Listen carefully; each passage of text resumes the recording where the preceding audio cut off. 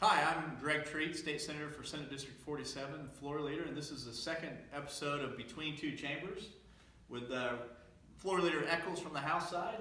We've had a pretty busy first 2 weeks. We talked about the first week last week, but tell us a little bit of what happened in the House this week. Well, the House has had a very busy week this week. I am John Eccles, represent House District 90, and I'm the floor leader for the Oklahoma House of Representatives.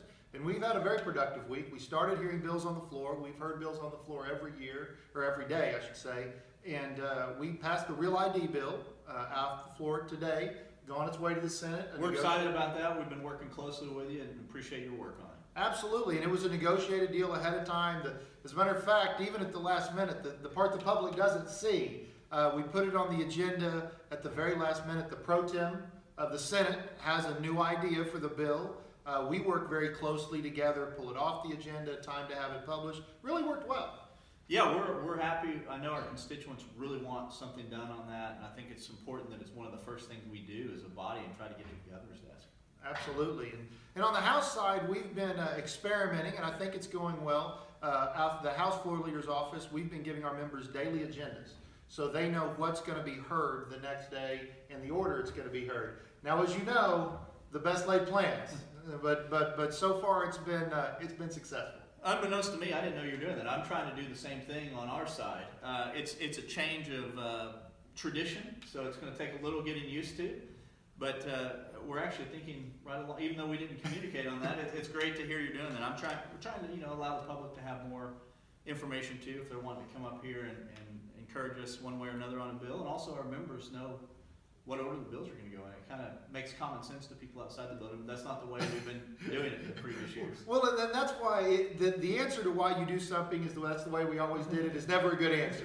And I jokingly said, you get two objections. You get you give the opposing party more opportunity to know what you're going to run, and you give lobbyists more opportunity to kill it. My answer is, with supermajorities, if we give the opposing party more opportunity and they can kill it, we have a bad idea. And if we give lobbyists more time and they can kill it, we have some bad members.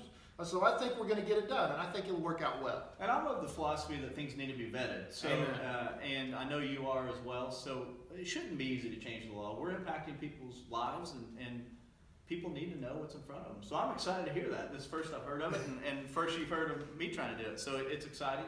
Second week of committee work.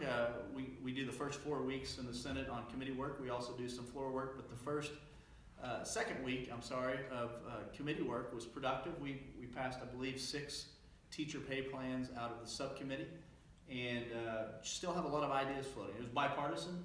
Senator Dossett, a Democrat from Owasso, also got his bill out of the subcommittee, along with 5 Republican bills. We're committed on the Senate side to making sure a teacher pay plan goes forward, and I know you all have some ideas on that as well. We do, and I think what you're seeing is some unprecedented communication between the House and the Senate.